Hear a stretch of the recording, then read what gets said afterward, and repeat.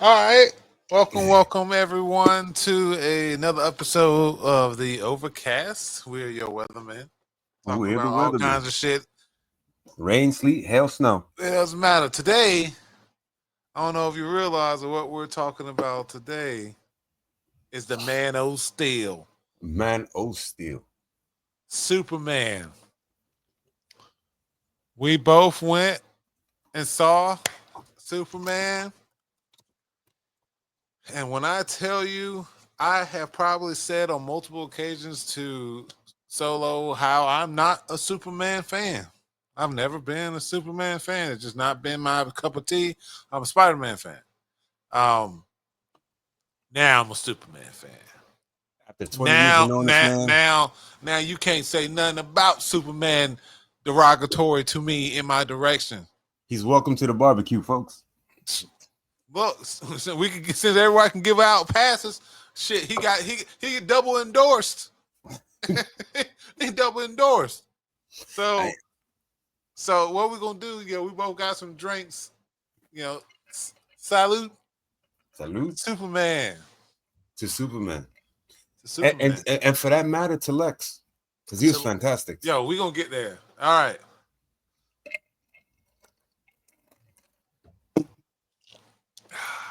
Wow. All right. We both he rum. I'm vodka. Hey, Anyway, man. James. So I saw this fucking tweet or TikTok the other day, and it said, and I saw it after I saw the movie. It said, "The gun don't." They said when it comes to James Gunn, the gun don't jam. The gun don't miss. And look, what's that Snoop Dogg? That man don't miss. In the heat of Mm. battle, he don't miss. No, I'm telling you, James Gunn put his whole foot, ass, and balls Into this movie. into this movie. It started and ended fantastic. The story was fucking there. But what we're going to do first before we roll into the movie is we're going to go over the prequel novel, Superman Welcome to Metropolis.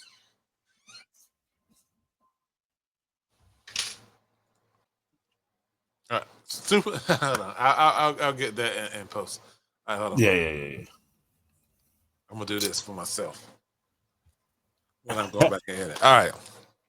Before we get into Superman, what we're going to talk about is the prequel novel, Superman Welcome to Welcome. Metropolis. It is a we did the audio book because we're adults, we on the go mostly, so we don't have a lot of time to sit down and open the book as much as we want to. So we got me and Solo slowly building up a big old audiobook collection, man. We're gonna and book clubs are coming. We're gonna be working with a partner, getting some stuff out, and we're gonna be doing a book club, and we're gonna be doing it with the Murderbot series because It's fantastic. But that said, we let's go into the book. The book is like I said, is a prequel that covers Superman's early beginnings into Metropolis, straight from Smallville. Shit, not even first day of the Daily Bugle. He wasn't even hired yet, right? Yeah. So, So if you want to do the recap, a little bit. So for you guys that are just getting into the movie and you haven't taken a look at the book sort of ties in uh a lot of what's happened before or in his transition into Metropolis. So they give you a lot of meat and potatoes so that you don't go into the movie a little blind. So if you're a fan of James Gunn and you're a fan of this production, you want to get that book. You want to get that book because it's a lot of groundwork. yeah, there's a lot of stuff you don't have to catch up on when you're watching the movie, and it won't seem as alien as it is to most people that haven't seen a Superman movie or just don't know James Gunn's style. Because what I will say from watching the movie is James Gunn he expected you to come into his movie knowing a little bit about Superman. He's not I felt like it was a movie. So you know how movies have that obligatory fucking first few minutes that they gotta wrap everything up and show you this, that, and the other, and so forth. I felt like in this movie, and I'm gonna have to go back and pay attention and watch. And we should go back and watch like a few more of his movies, like big ones, and see if we notice the same thing. But from what I noticed, he's expecting you to know who these characters are, know what they are. Like we didn't go. We don't need to go until fucking why Lex Luthor's doing what he did. It's because it's Lex Luthor. You know that Lex Luthor's plan is because that's what Luthor wants. And you know, without trying to give you too much spoilers, the book itself, right? So I wanted to go into the movie understanding his motive. If you read the book, if you peruse it, you read it, you realize that Lex Luthor is ultimately jealous of Superman. And there was a tenor and tone that the book gives Lex that the movie cannot tone down. And by golly, I say golly because it's Superman we're talking about. Golly. That's how he talk. All right. What the hey? All right. He said, I'm such a jerk sometimes. I said, this fucking dude, man. He He's saved a gold. squirrel. Yo, We'll get to the movie. We'll get to the movie. Yeah. So Superman and Lex Luthor have this weird relationship, one that Superman is not aware of until the movie. The movie opens up telling you that he's been active as Superman for 3 years. 3 years, yep. So I predicted Saints here. I predicted when I read the book, we were debating what's the time difference between the end of book where the book and then where the movie starts. I said 3 to 5 years. Yep. And it was 3 years. So he's been active when the movie starts for 3 years. Hence why James Gunn doesn't give you that obligatory I'm flying from a dead planet trope that you get in every other Superman iteration. In fact, he actually took a page out of his MCU colleagues' book and did the Peter Parker Civil War sort of thing, where he just has Superman there, larger than life. But, you know, there's a book backing his origin. And then, you know, once you get through the movie, you see what happens at the end there, where he cleans it all up. That's probably the perfect way to say it.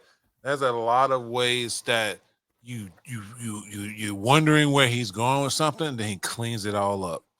He wraps it right up into a nice little fucking package for you. He said, this is the closure on this part.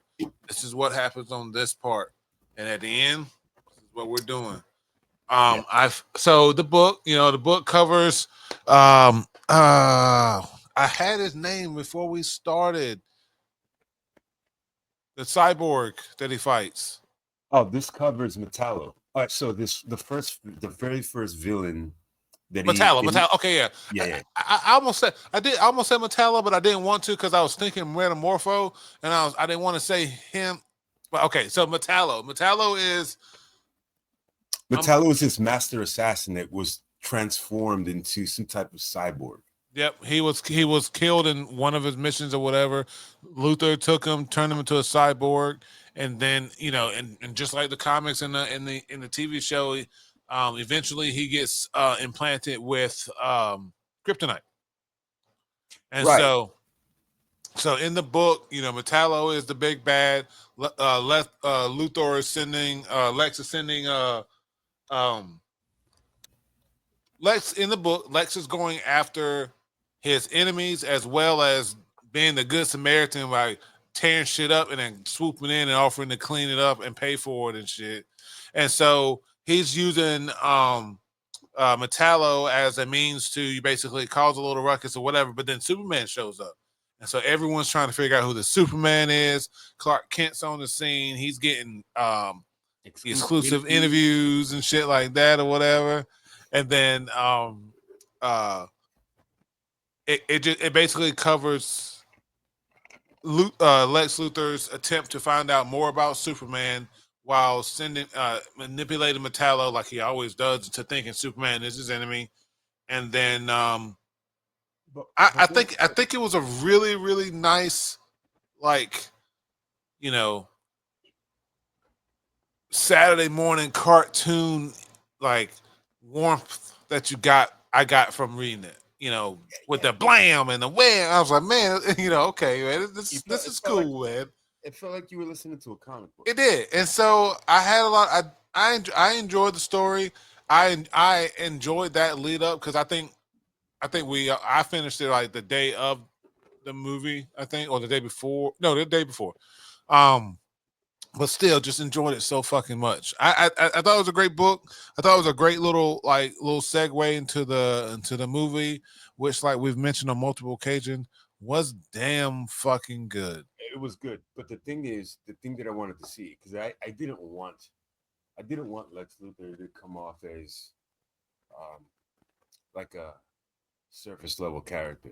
Like Yeah. he just, so they gave you the book actually is sort of serves as an origin story to Lex's hate.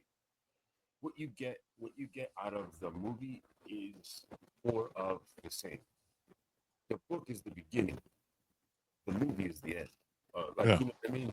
Like the book introduces you into why Lex has this intense dislike Superman, and people like Superman, but Superman specifically because there's an inherent perfection to him that Lex can't get around, specifically because he's an extraterrestrial. Hold on one second.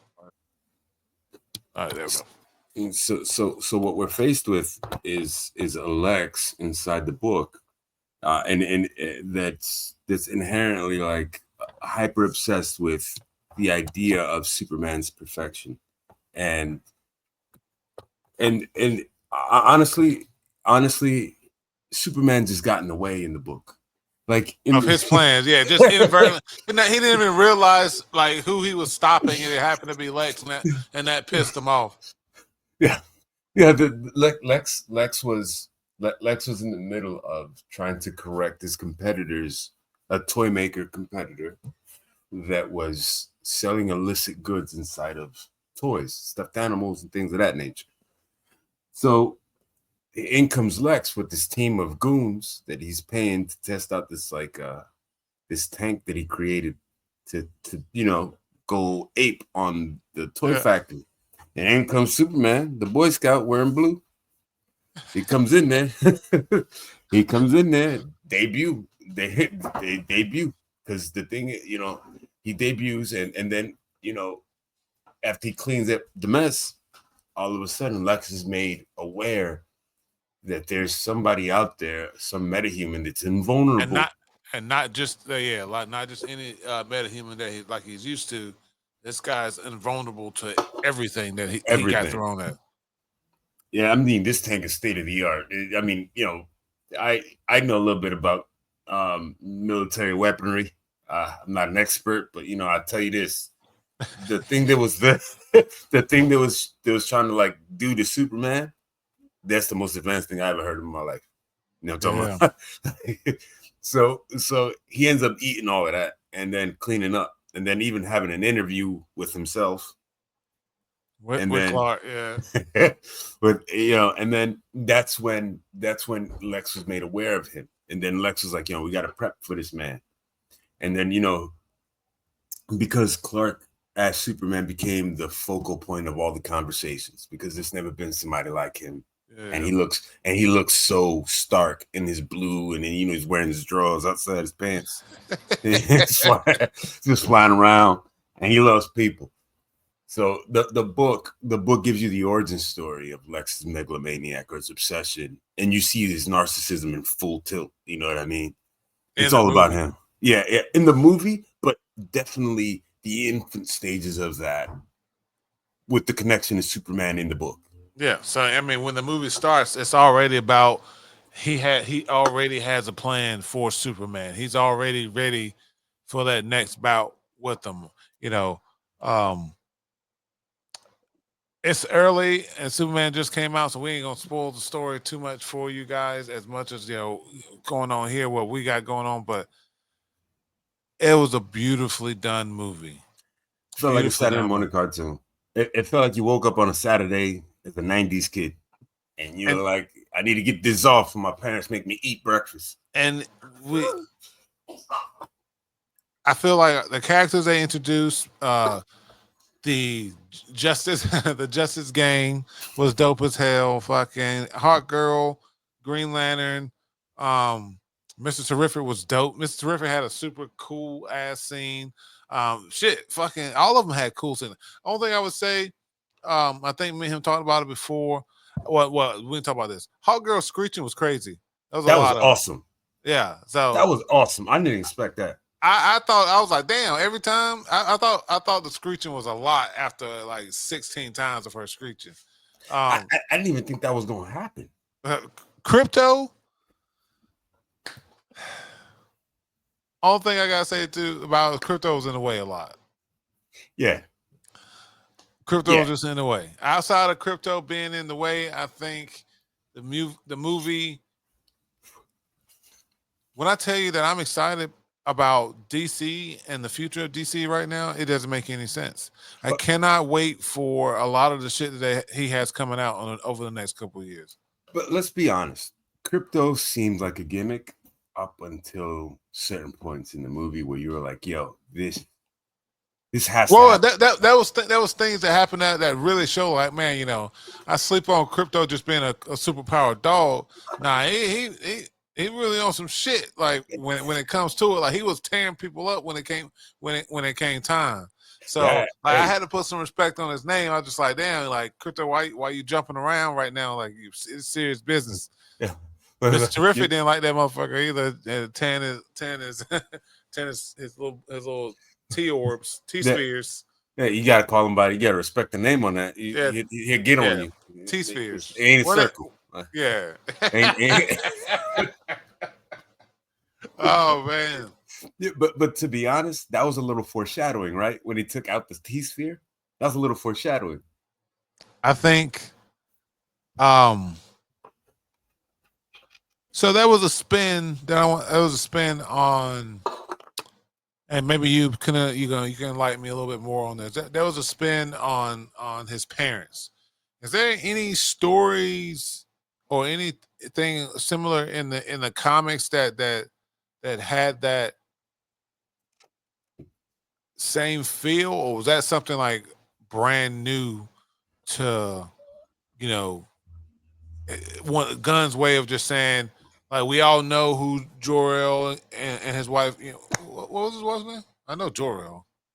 What's his wife's name? Um, you know, Well, we'll for come.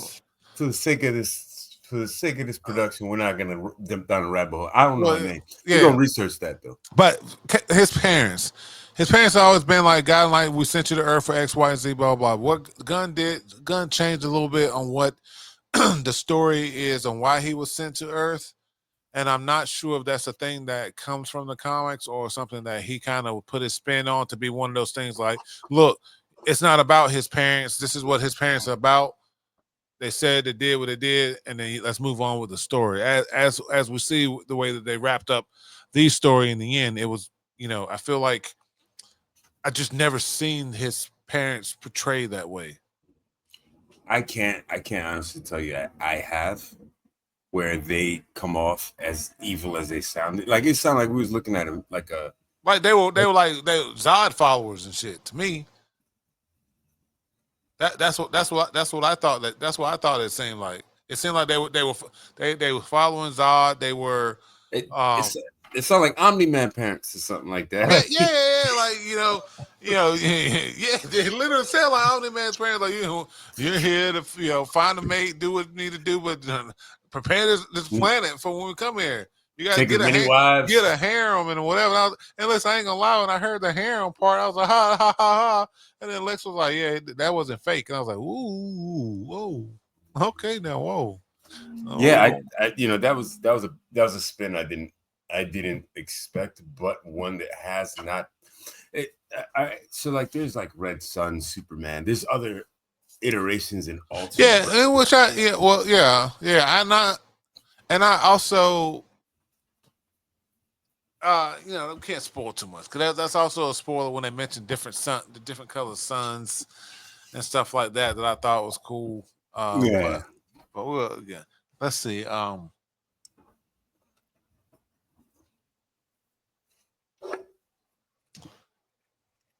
there's a part I'm not, and I don't know. There's a part where they show Ultra. It's Ultraman. Ultraman. Ultraman, like mask off, long hair, and I was like, damn.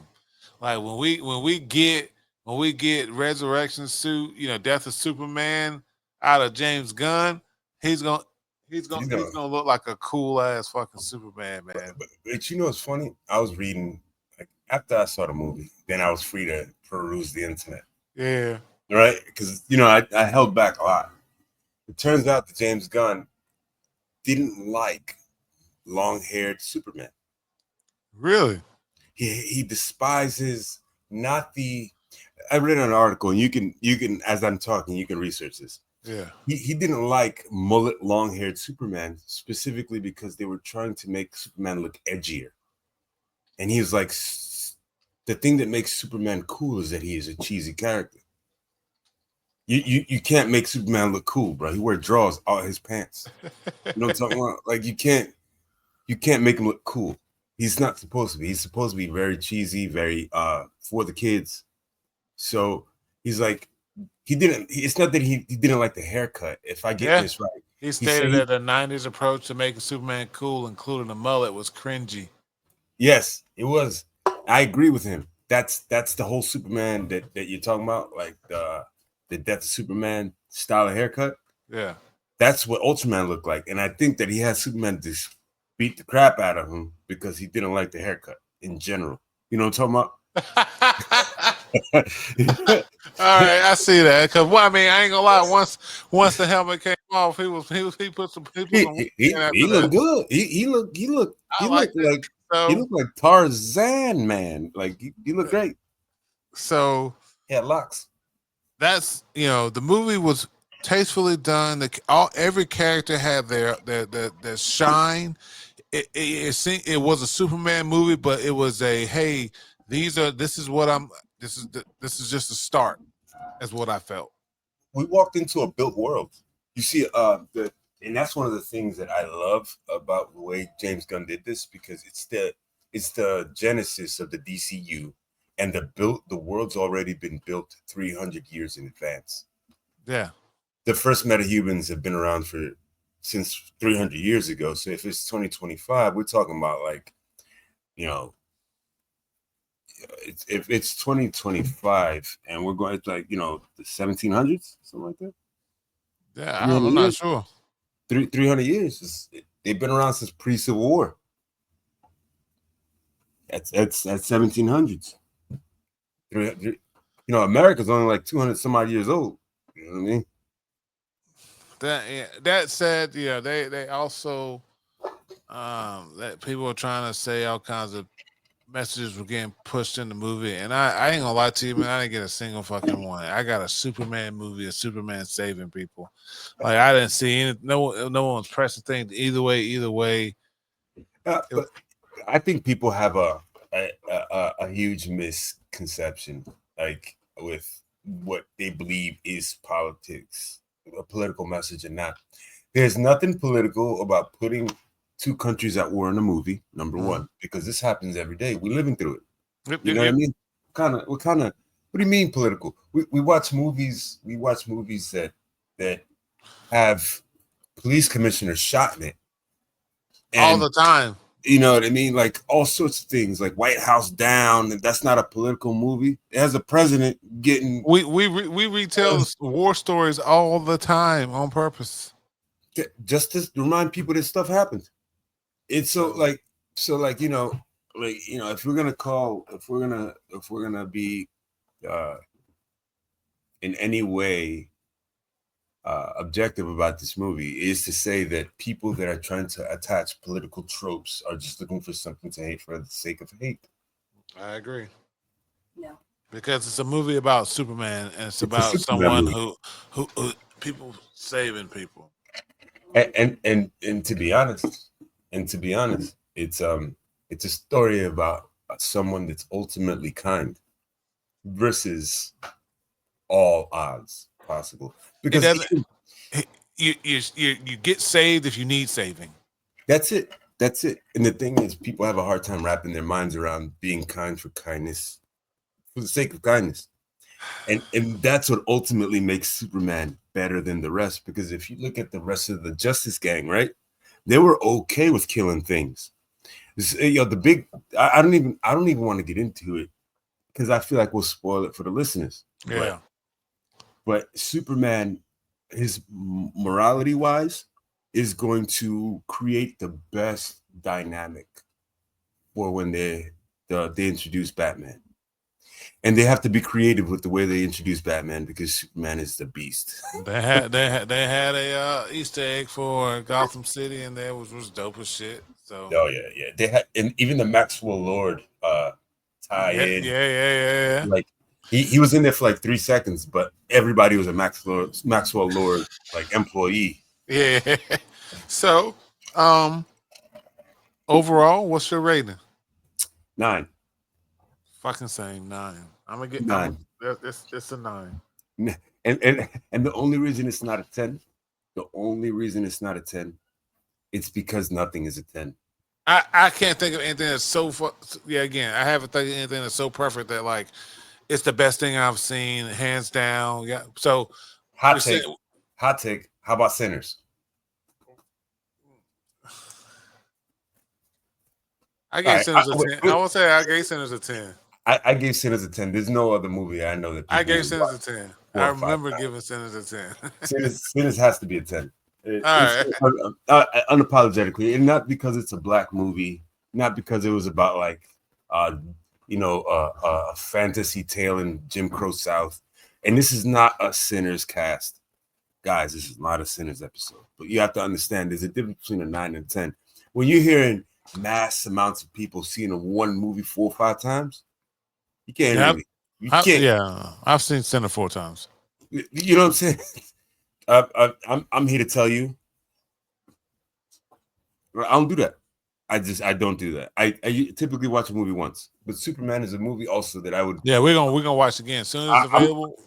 We're down. I'll We'll watch watch. it again streaming as soon as it's available online. I'll watch it. I gave them my money. James Gunn, you got my money, bro. You could have Yeah, done. you got my money. You gonna get my money for merch, for shirts, whatever. Hey, I got a witness in the studio right now.